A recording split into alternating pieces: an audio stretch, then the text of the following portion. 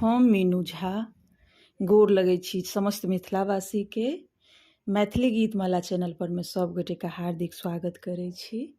उपस्थित भेलहुँ हैं अपने सबसे साझा करै छी जे जितिया में जे चूड़ा चढ़बै छी, चूड़ा जे चढ़ायब तकर सही समय की य ओ जानकारी अपने सबके देबऽ के लेल एखन हम उपस्थित भेलहुँ हैं।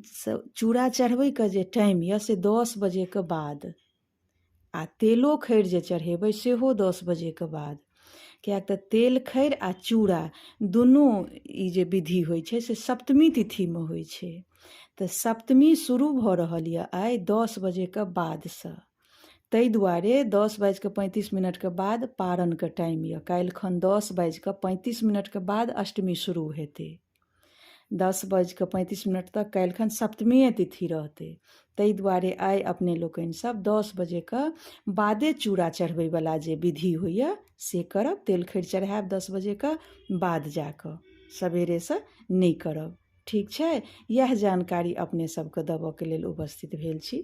सब गोटे के जितिया पाबनि खूब नीकसँ सम्पन्न हुए। सब गोटे के जितिया के बहुत बहुत शुभकामना। जय जितवाहन, जय मिथिला।